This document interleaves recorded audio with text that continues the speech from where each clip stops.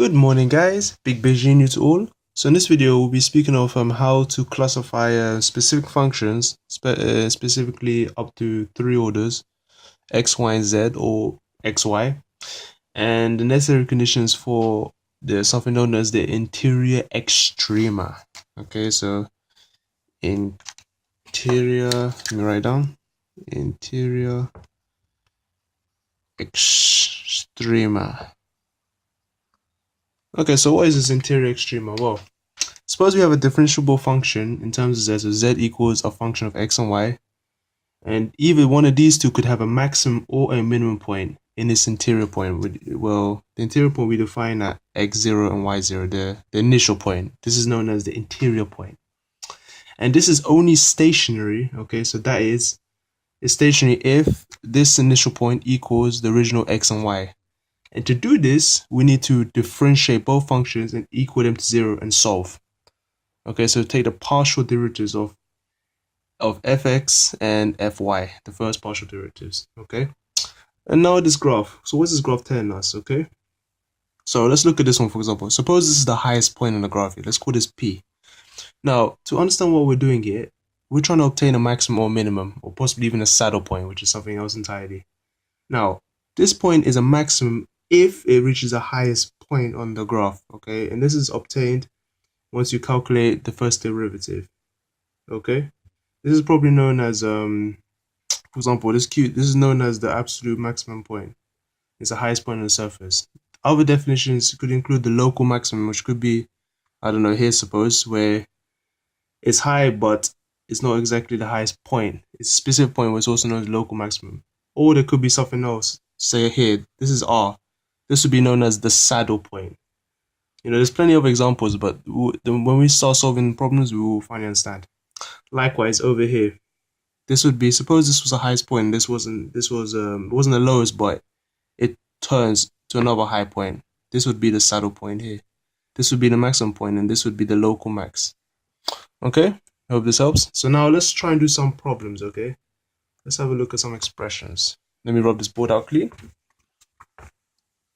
Okay.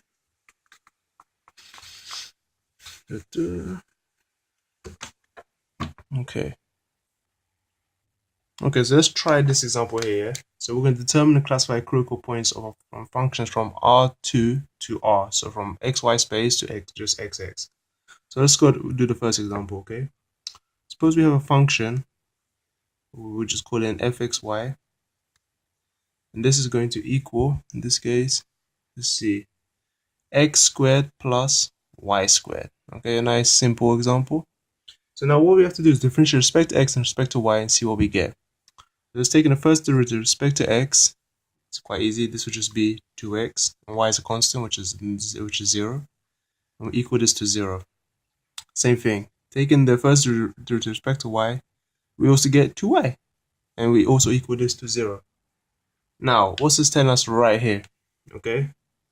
Notice at the same point, okay, so from here, we can say that x is 0 and y is also 0. Now, to fully classify this maximum minimum, we need to take the second order derivative. Okay, so we can have f prime prime x. This would just be 2. And notice that this is positive now. Since there's no x function here, if there was an x, you would substitute back in to find it. Anyway, because it's a constant, it's positive, we instantly say it's a minimum. When the value is above 0, it's a minimum. When it's below 0, it's considered a maximum point. Likewise, look at the second function, y. Differentiate this thing in respect to y, what do we get? We get 2 as well, 0. And therefore, this is also a minimum, not max. And that's it. So this is fully classified. Well, let's have a look at another example. Let's try and identify the new concept, which is a saddle term. Okay, when do we know it's a saddle term? How do we identify it? Well, a very popular example would be this kind of function. Function of x squared minus y squared. Okay, now there's one thing you have to notice here. Consider we take in the point 0, 0. Okay, let's let x equal 0 for a second. Let's just consider that. What do we have? the function of 0y tells us that we're going to get negative y squared. However, if we set y to 0, we're going to get an opposite term. We're going to get positive x squared. So what we're trying to say is that when you're relatively close to the point 0, in other words, this function takes positive and negative value, which is pretty much close to origin. You know, when you're kind of in this position, this is surely going to be a saddle point, undoubtedly. And that's pretty much all. So when you're in this position, you're going to take saddle point. Now to prove it, let's try and take derivatives, okay, and just try and come up with a decent justification. So taking derivatives with respect to x, what do we have? We're going to get 2x again. And likewise, respect to y, we're going to get minus 2y.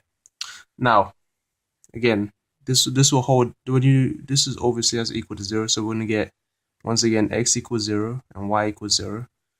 So this part is quite clear. Now, let's take the second partial derivative and see what we obtain here. Okay, so taking the second order partial derivative, we're going to get 2, which is a minimum, no, why do I keep thinking it's less than 0? It should be greater than 0. So it's greater than 0. So for me, I sometimes do it backwards as well. But really, when it's greater than, it's above 0, it's a minimum. Likewise, when you take the second order partial derivative of this term, you're going to get minus 2. And yes, this is less than 0. Hence, this is a maximum. This is where things get a bit messy. So in this point, you're definitely going to get a saddle point, since they both don't follow the same condition. Okay?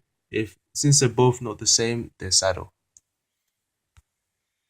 Now, let's consider a more complex example where we might have two cases. Okay, so I think this final justification of fully sticking our heads why one's a saddle, one's a max, one's a min. Okay, so far we got it. So if it's less, so we've taken the second partial derivative. If it's less than 0, it's a max. If it's greater than 0, it's a min for sure. When you have two opposite terms, you're in the saddle position. Okay, so let's just see a good example. Okay, let's consider this one. Suppose that the function fxy equals 3xy minus x cubed minus y cubed. Okay, so let's have a quick think about this now. Let's take the first partial derivative with respect to x, which is this. What do we have here? Y is a constant, so differentiate this partially. We're going to get 3y minus 3x squared, and this one is going to be nothing. And again, we set this equal to 0. Taking the first partial order derivative with respect to y, what do we have? Same thing, so we're going to have x is a constant now, so this would be 3x minus, so this will disappear. This would be 3y squared. So at this point, you know, it looks fairly similar, which is good. Now, of course, solving this individually, you're gonna have two similar terms, but let's focus on the key point. Okay, let's see what happens. So when do they both equal 0 here? Well, they both equal 0 if, and you go do this mentally, when x and y both equal 0. You notice when they both equal 0, we get 0. So the possible points we can have, it will be 0, 0 for this condition to satisfy both of them. And is there another condition we can find? Yes, when they both equal 1, because when they both equal 1, you got 3 minus 3 is both 0. So it's 1 and 1. So these are the 2 points to consider. Okay. Now let's try and prove if it's a max, min, or a saddle. And once again, we're going to take the second derivatives. So let's do it. So taking the second order partial derivative, xx, so differentiate this with respect to x, what do we get? So here we get, drop it down, you're going to get minus 6x. Now, at this case, we got to think. If we're going to select the point 0, 0, so if we do this one, fxx 0, 0, what do we have? We're going to get 0. So this one is neither max nor min. Now, if you substitute the point 1, 1, we're going to get minus 6, and this is less than 0, and therefore this is a maximum. Okay, so at a point 1, 1 is a maximum for xx. Now, let's confirm the second one, the second condition. Let's try and do yy now. and see what we get. Okay, so what do we have here? Differentiate with respect to y. Again, you're going to get minus 6y, and by symmetry, you're going to get the same result. Substitute 0, 0. That's 0, 0. F, y, y would give you 0, which is the same thing. So at this point, at 0, 0, we have a saddle point. If it's not max or min, it's a saddle point. If it's inverting on both sides, it's a saddle point. Okay, if they both follow the same inequality, both less than max, both greater min, both equal, both opposite, saddle. As far as points are concerned. Now, last one at 1, 1 again, just like the other one, you're gonna get minus 6, and this, my friends, is a max. So our conclusion, what we say here in this kind of situation, we say at the point 0, 0, the function is a saddle point. However, at the point 1, 1, it's a maximum.